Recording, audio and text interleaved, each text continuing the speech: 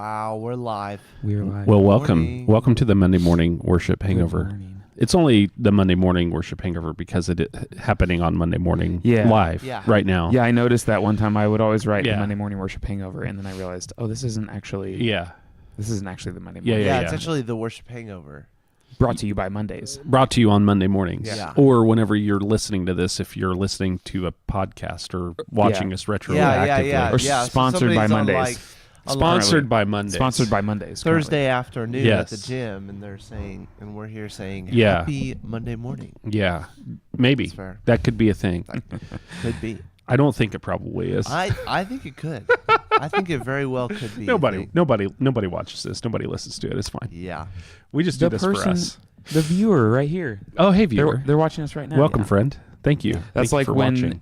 sometimes if you go into the church and there's not very many people, because this is church real talk. This is ministry real talk. Yeah. You walk in, you're like, Man, where is nobody's everybody here today. And there's Yeah. that one guy who's like, I'm here.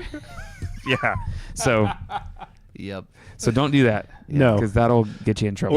Or the bogus. We're gonna wait for more people to show up, like that one. That's like a classic youth group man. move, right? Like we're gonna wait for more people to show up, and then we'll. Yeah. Oh man. We're gonna wait for people to get here. Is usually how that's communicated. By the way, Yeah. like you're here, but you're not people. So Yeah. gotta love it. the pain. The pain That hurts. Yeah, I remember the days before everybody was live streaming, especially. What? But yeah, I know, and how churches, like how hard it was to get service to start on time.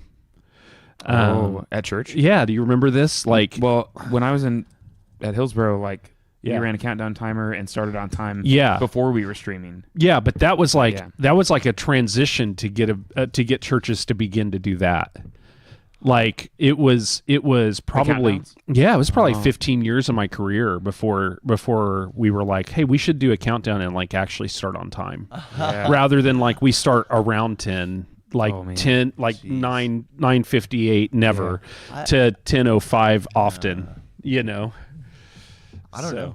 I have no idea. Yeah, it's weird, man. It's weird. So Very interesting. But I love, so that's actually something that's kind of transpired recently. yeah, We didn't do a countdown for a long, long time since I've been here. And then Wait, really? You just started? one day I was like, you know what? I think I'm going to do a countdown because it's kind of Yeah. helpful. It'll help kind of prime people that the service is about to get like started. on the front screen countdown is what he means, Yeah. Joey. Yeah. So you And just then- like get up there. And then also like there's like, You never know when it's we don't have any content in there that's like words, but Yeah. there is some form of like spiritual preparation that happens before the service. So that's why we have pre-service songs. Yeah. But basically in the last 2 minutes before the service starts, we have this just a random song that's kind of a culture builder a little bit, but it's more just to say, hey, it's like the lights flickering in a theater. Yeah. Yeah. It's like the music should get a little bit louder, and then it should be like, oh, the service is about to start because Yeah. that song is playing. And so when we moved the countdown away, though, I did that because of the slides. I had to double every slide Uh-huh. and create slides twice. So just to make that easier, I just went to no countdown, but still the song. And so now there's no countdown. And like my MD on Sunday was kind of going, I need that countdown. And I was like, no, you don't. But it's been an interesting change Yeah. because now it feels like we're just starting organically, Wait, Right. but it's starting on time. There's no countdown on the front screen again because There's not? the song starts and it's like the mental like, hey, service That's- is about to begin. yeah. That's Yeah. kinda- It's not a, Yeah. I thought there was But there's both. still there used to be both. there's still a countdown on the back screen, so the person who needs it could turn around and be like, Yeah. oh, hey, Yeah. And actually it's just a clock right now. I probably should put an actual countdown. yeah. But yeah. I feel like I saw like a timer on the front screen. No, yeah, we've had that for months and months and months. But Maybe now since you've it's been here. gone. But I got rid of it last week Yeah, For the first time? for the first time since I for a while. added it. Yeah. Yeah, Because Well, we used for to me- not do one at all. Yeah. Yeah. I didn't Mhm. know that. yeah, Yep. Oh. Wow. Yep. So I don't know that there's a right or wrong choice, which is why yeah. I held it loosely, No. but it's helpful sometimes, and just to make it a little bit easier to create yeah. the the, slides. the right choice is we have to start on time. yeah. Like Well, that's the yeah. right choice, whether or not the clock goes in front of people's eyes. Hey, and behind the curtain, the lights come on Yeah. at the time that we start the service. Exactly. So exactly. without You us doing better be anything. up So Yeah, so Yeah. we know it's time to go. yeah, Yeah, and that's really handy. And I think it's a good choice to have music elevate a little bit for a few seconds before that, just so we don't like have this abrupt transition. yeah. And I Does created that make sense? Yeah, I created this space too to make a video fit in there too, and so Yeah. we've been kind of doing that some. Yeah. And we may do that. We'll do something this week, for, Yeah. like video. I don't know if it'll sit there or somewhere else, but it's just a great place to put that. So when Yeah. that happens, we don't do the pre-service song. We do a video there, and it's kind of nice. But normally it's at least 2 minutes. Yeah. So Yeah. it's cool. That's good. But It's a fun yeah, thing have to you guys go ever think been late Huh? on stage? Just Maybe. I've almost been late. I've been late Once. playing guitar. I've Oh, never been really? late preaching, Mm. but I have been Woof. late playing guitar a few times. It hurts. It hurts I- so bad. It hurts. I real was bad. late last time I preached first service. Way to go. Yeah. Yeah, way to go. Yeah, I lost the remote. To click the slide. You did, and you checked the spot that I you thought found you it in were- 3 times, Yeah. and then it was And in then that spot. It was Wow. in my coat Wow. pocket. 4th time is the charm. That's crazy. That was a crazy weekend. This is why I'm like a creature of habit and just try to set it in the same place all the well, time. Preaching on Sunday is Yeah. not in my habit. Right. So, yeah. So, and Oh, that's it's fun. the week I play guitar is the week I actually put it in a different spot. Mm. So yeah, Yeah. that's the one week I set it by my guitar picks. Oh That's yes, fair. yeah. So no, Yeah. yeah. I've not been late. I've not been late preaching, but I have been late on a few occasions getting up to the stage because like I'm so used to in my normal routine, like being available to answer Yeah. questions or meet people or Yeah. talk or like whatever. Hang out in the lobby. And so I'm not like adept. So what I have to do on the weeks that I'm on the team is I have to set timers to tell me to get the stage and get tuned. Yeah. Yeah. Yeah. Well, Rachel came in yesterday and she was looking for me, and I wasn't anywhere to be found because I was Yeah. in the stream room talking with the audio tech back there. And she was looking for me, and she was like, I don't know, I'm not sure where he is. And I think maybe she thought about the song that happens. Yeah. And she was like, I don't know, he'll probably show up when the song happens.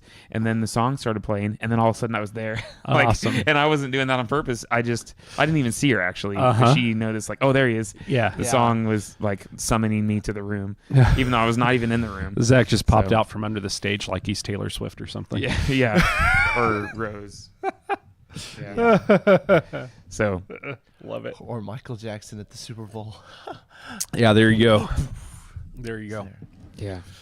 Or Garth Brooks at any concert he's ever done. Oh man, can we just tangent for a second? Yeah, Oh, I feel like we that's- already Oh are. man, yeah. Let's Yeah, the just title continue. of the episode is "Wordz is Hard." So So this, yeah, we're having we're already Yeah. at what Or we're succeeding. supposed to- we're succeeding. Yeah. No. So I saw this. It was a reel or something, and it was like why do mega churches do this?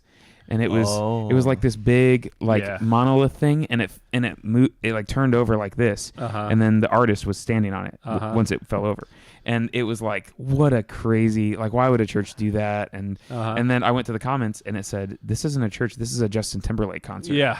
And what does that mean for us? Right. Like, and I just thought about this, like, what does that mean that I actually believed that it was a church? Yeah. And so Wait, are you Yeah. serious? yeah, So it was. they- So everyone was like, don't like make this comment. This isn't a church service. This is the concert. Like, churches aren't doing this, Yeah. like, specifically. Yeah. And then in other news, I saw another church that did something for Christmas, and It it was a was different Justin wacky and Oh wild. my It looked like a gosh. Justin Timberlake concert, Dude. but it was actually a church. Dude, Yeah. some churches go. Yeah, some Yeah. of those really I think big. I think there's room for hey, we're going to do a little bit of entertainment. Yeah. I think there's room for that as long as it's not, hey, we're going to try to catch people by being entertaining. Yeah. Does that make sense? Yeah. Yeah. I actually Well, and just who's your audience? Exactly. You know? I just had a thought for a video exactly along those lines. Yeah. Like saying what the church is, Yeah. but like saying like, so if this comes out and you see it, I don't care. You can make this video if you want, but but like the church church is not entertainment, Right. but the church can be entertaining It or can something be. like that. Yeah. And like that, have that be like a worship intro video or something. Yeah. But- so I think that's what it comes down to, is that church should be entertaining Yeah. at some point. You can But if it's merely that, you can always point up to wasted funds. Like I'm sure that there are, because I started at a church of 75 people, right? You know, oh man, like, and I know a lot of guys that are in that situation that would look at a church even our size and point to what they perceive as wasted funds because they don't understand the reality that we live in. I can point to some of those, like remembering that because of the church that I came from. Like, not that we wouldn't do those types of things, but, but like I remember thinking tinting the windows was so weird. Yeah. And nothing to, not throwing shade. Right. But you're welcome. Thanks. But you know, it was just something that I wouldn't have ever imagined us doing, even though the sun was blinding through our doors. And even still, like I wouldn't put it past them to never tint those windows. But now, like, if we put windows in here, I would really consider. Well, if we moved into the event center, we would have to tint them. Like, and I wouldn't think anything of it. It would be fine. And so that's just a really minor thing, but it's things like that are like, you know, I think people would notice that here, and in Hillsborough they may not even care. And I wouldn't have cared probably. Yeah. And the argument always is, well, look how much money you could send to, and then there's going to be something, right? Something that's mentioned. Yeah. And I've even seen that online locally in the past couple of weeks. And it's like, yeah, maybe, like, I could, but it's funny that people want politicians to take care of America first and churches to take care of everywhere else first. You know what I mean? Like, and sometimes it's like, no, but I also been called into this neighborhood, and if I can do something in this neighborhood versus my calling, like that's not a waste of resources necessarily. Now, if it's only about entertainment, like there are churches that disgust me. I'll be honest, there are.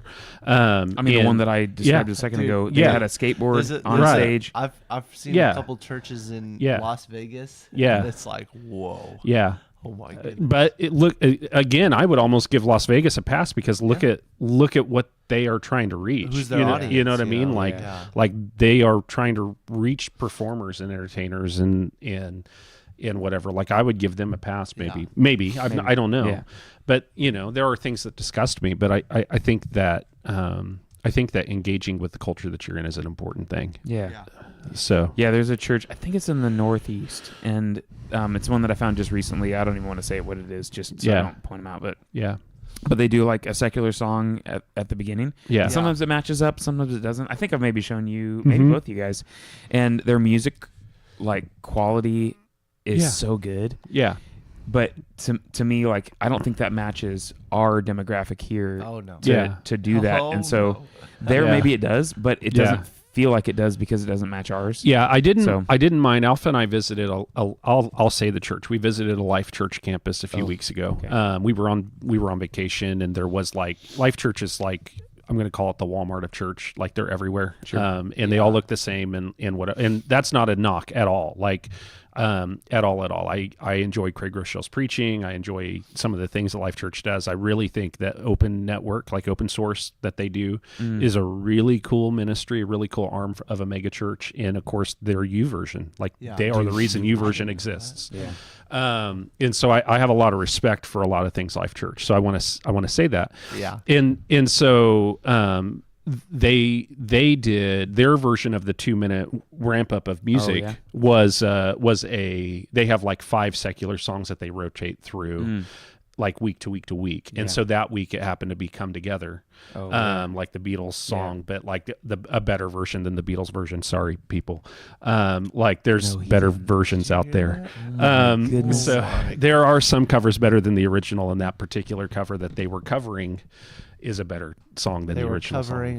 They were covering a cover. A Gary Clark Jr. cover of Come Together. I thought you were saying Aerosmith. And Gary Clark Jr.'s version is better than the Beatles version. Life Church's version is not. Is Gary Clark Jr. the guy that has that rip and fuzz guitar? Yeah, so good. Man, okay, never mind. Yeah, that's better than the original. I've not heard this, actually. Anyway. I thought you were talking about the Aerosmith cover. No. Anyway, so they were doing that. And that's their version of the ramp up. And I think that makes sense. Like, and something like that could make sense in our culture. Not that that's what we have to do. Yeah. I'm not going to be the person probably who's like, Zach, can we do this secular song during the service to like that's not in my makeup. Yeah. You know, like, and let's be honest, like the stuff that I have in there, like I like it because I like the atmosphere that it brings. Yeah. But it is like deep house music. Yeah.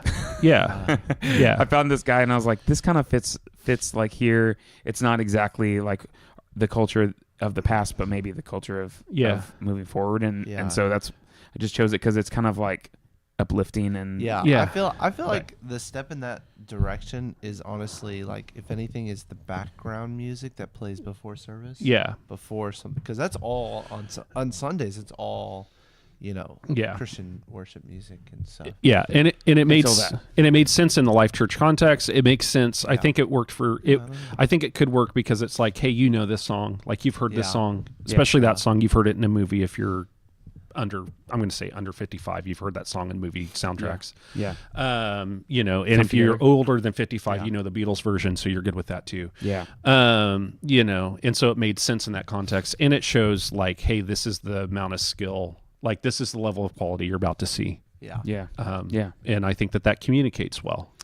We man, we got to get to Wordz, but we at maybe it was Walmart, but when you walk up to Walmart, certain Walmarts, I think it was Walmart, they would have music playing outside as like their culture that they have extends past their doors. Right. And so Life Church too, they have music going in the parking lot and like so it's like one thing that we ended up talking about, I think this is at Hillsborough too, but one thing that we were talking about was like, what does that music do for people walking in? Does it begin to create that anticipation for the service? Like, I really like it. It's good. It's hard to like figure that part out. And I think honestly, I think we'd be covered rights wise.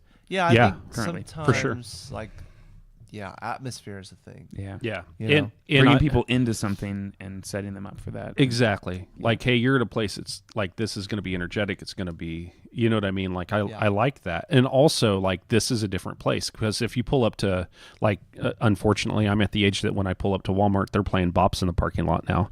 And it's like all my high school music is happening in the parking lot. Do they still do that? Because I thought it was Walmart. Yeah, they still do that. Okay. I worked at Walmart for a year in college, and I don't know what, I've never heard this song, Our House. Oh man. It's just a guy singing so good. Our House in the middle of the street. And that's the whole song, and they'd play that every 20 minutes for a whole year. And now I go in and I've never heard it. That's since. wild. I've never heard it since. It's just for you. That's hilarious. It's so annoying. It's because like everywhere they have a target dem, and their target dem is like my age right now, and so they're not playing Our House anymore, but they're playing all the music that I listened to when I was a freshman in high school. Grocery store music is wild. It's not made for me, but but not yet. It's coming for you. But the music that I listen to, like, you end up like really liking the music. And I worked in a grocery store in high school, and so like the only song that's popping into my head right now is like Horse with No Name. That one would happen all the time. And then Never Rains in Southern California or whatever, like stuff like that. And then I'll find these bands later on and be like, oh, that's who did that or whatever, And it just gets like progressively worse, because after grocery store music hits for you, next it's nursing home music. Oh no. So that's going to be wild. We got to change gears, guys. Wordz is hard. So good. Wordz is hard. Hey, this is a good segue to uncomfortable words, right? Oh man. So here's the deal. We're in James. And that's where we're at. Deal. And we're kind of going through James with like this viewpoint of anticipation that God gives us, like, he blesses us richly. He gives us good gifts, like every good gift, every perfect gift, right, is from God. And that's kind of the perspective that we're navigating through the book of James with. And so we get to chapter 3, and it's all about our words. Like the first 12 verses are all about our words, and the power of the tongue, and also like almost the unstoppability of the tongue to just be what it is. You hardly ever read a passage in the Bible that's just kind of hopeless. Not at the same time. Like, it's just like, no, you can't do this. Like, just stop trying. It's kind of wild, and I get that. Like, like I love like thinking about people's excuses for their words. Oh yeah. Oh man. Oh, we could go for hours. We could do a whole podcast on just what people say. Yeah. To excuse the things that they said, or whatever. Yeah. Like, and I think my favorite is, I'm just telling the truth. Yeah. Yeah. I'm just telling the truth. I'm just being real. I'm just being real. Yeah. That's my favorite. My favorite sentence. I'm just being real. I'm just being real. Yeah. Okay. Dude. You're being real. You want me to jerk. lie? Okay. You want me to lie? Yeah. That's a good Yeah. one. Yeah. And I'm like, Yeah. okay, all right. And I read that passage and I'm like, that's not really what's going on here. Mm-hmm. It's Yeah. the feelings that you have for another person and the way that you look at them. Mm-hmm. Like your influence or their view in your heart will totally shape how you interact with them, and that's so true. Yeah. And James says it's not just the other people, like it's our our expectation of what's going to happen, like the results moving forward of our life. It's our relationship with Jesus Christ. Like it's all of these things are wrapped up in the words that we use. So it was really interesting. So from my perspective, right, because I get the best seat in the house, it was really interesting because I watched people like 3 minutes in go from like what's he going to talk about today to like I'm going to listen to this. Yeah. Like it was. I don't know if you had it written in your script or not, but I didn't. Pointed out like, hey, the room is kind of quiet right now. Because I didn't anticipate it. Yeah. I didn't anticipate it. And every service, the room was like just right here. I felt myself doing that too. Yeah. Well, we both went to third, right? We both sat in third, and there was a moment where you were like, hey, it's like I could tell this is hitting. It's really quiet in here, and this is the third service I've done that. And I looked on the back wall, and I was like, oh, that's not in his script. Like that's real. Like he's really noticing that. And then I noticed it too, and I was like, it is uncomfortably quiet in here. And there's sometimes like you can tell. I think when you're in the on stage, like you can tell if it's an uncomfortable silence or I'm falling asleep kind of silence. An awkward silence or an engaged silence. And it felt like an engaged silence yesterday. It definitely did. But I don't think that speaks to the level of the sermon. Like I'm not saying that as a like prideful like, oh, look how good I did. I think it speaks to the level of the struggle. Like I think that we And you said connecting, I think. Like, I can tell that this is connecting because that's the word you used, and I think that's an accurate way to say that. I think it's just something we all feel. It was funny because a couple of days ago, I was talking with someone who comes to Capital West, and they did have a slip up with like a cuss word, which I think it's funny. People always think I get really offended with that. Like I don't know that people use those. Or whatever. And so they had to slip up, and I was like, well, funny enough. I am going to be talking about Wordz. Oh, man. So I'd love to know their thoughts on the thing. Just so you know, I don't write sermon 2 days before. I know, so it is already written. This has been in the works for a few weeks. Yeah, they were the sermon probably is for you, but I didn't write it for you. I didn't know this was going to happen. Exactly. Which is not even at all about cussing. Man, really. The cussing thing is such a hot take. Yeah. It's just people think that Christians are so offended by that, especially I've heard stories of people where professional Christians, yes. But I've heard people say, and maybe this was, I don't know, somebody on staff here, but that they interacted with someone and then they found out that they were in ministry, and they're like, I am so sorry. That happens to me every time I fly. It's like, every time I fly alone. Oh, yeah. Every time I fly. You're like, before I went into ministry, I was like, whatever, fill in the blank. I was working at a restaurant or working at a grocery happens store. To me, in the grocery store line, probably the most. If I go to, or not self-checkout once in a blue moon or getting food or something. Yeah, it's kind of funny. Yeah, I thought so. The best one for me was like I was flying and I ended up next to this guy and we had like this really deep conversation going, and then he's like, and he's telling me about his job and everything, and he works at Hooters, and he's like this really deep conversation going, and then he's like, I haven't really heard anything about you. Like, what do you do? so funny you should ask. I'm like, well, actually, and he just like apologizes for everything. But then it was like this really cool thing because we've been having this meaningful conversation, and everything, and so he took it like the next depth level because he's like, I don't really know anything about faith, and so like it was really, really good. But yeah, you could just see the horror on his face of like he's sitting next to somebody who he would assume would just hate his guts. Yeah. It happens so much. Yeah, I've run into people like that before.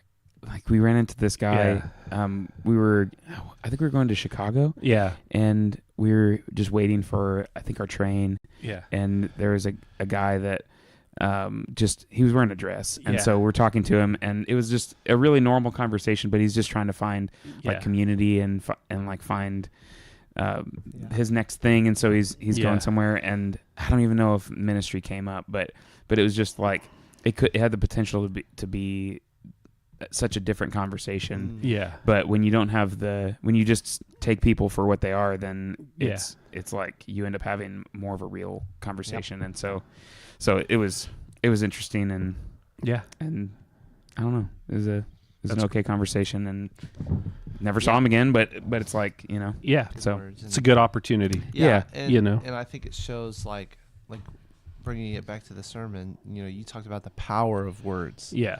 And that's so true. Like they have so much power in the way that you treat somebody in, and that's something like, I grew up in public school. I, before working at a church, have worked not in the church, and like you meet so many people who just hate the church. Oh yeah. And you have good interactions, and you're there for them, and you lead well. Yeah. And they leave that situation with a better picture of the church. Yeah. And I've had like stories of that, and that's something that, is really cool to see. Yeah. I mean, I had an interaction literally Saturday night. We were selling something on Facebook Marketplace, because we felt like, risking getting robbed. Anyway, so, sorry, risking your children's lives. That's right. Yeah. But all in a day's work. So we were selling something on Facebook Marketplace, and the guy comes to pick it up, and him and a friend, and they come to pick it up, and so the guy finds out, like he asked me, he's like, so what do you do? And so of course, like I'm a pastor at Capital West and yada, yada, yada. And this guy like has some real meaningful church hurt, and he's probably, I don't know, I'm going to guess he's around 70. I would guess, okay. But he has some real meaningful church hurt. And so he just like starts going into all of this like church hurt. And it was with a different denomination and, and the whole thing. And so he's asking me, then he starts asking me about Capital West and, and all the stuff. And he's like, so you guys don't do this? Like you don't do that? And I'm like, no, we don't do that. And whatever, and stuff. And so through the conversation, by the end of it, he's like asking me for like, could you write down the address of that church? He's like, I pray all the time. I want to be able to go to church. I just, whatever. My experience with these people has been, and so he had me write down the address and service times and stuff. And so I'm really hoping that I'm gonna see him again. Sometimes people are like, man, I really don't like the church, but I mean, you're okay. Yeah. Like, so they're like, yeah. But not any of those other people. And you're like, well, like, it seems like the majority of the people in our church are very similar. To us in a lot of ways, Yeah. And so it's like they end up taking this invisible army and casting all of the church out with that person that's invisible because of one person. And the truth of this discussion is that like in this point in like we have a limited role in that than like people watching because oh man, so much power that you guys have to do good and to create healthy views of the church. It's why I spend so much of my energy preaching wise speaking against legalism. Right. I mean, that's why, is because I want people to look at followers of Jesus as these are just people who happen to like, they love Jesus, which means that they also love me well.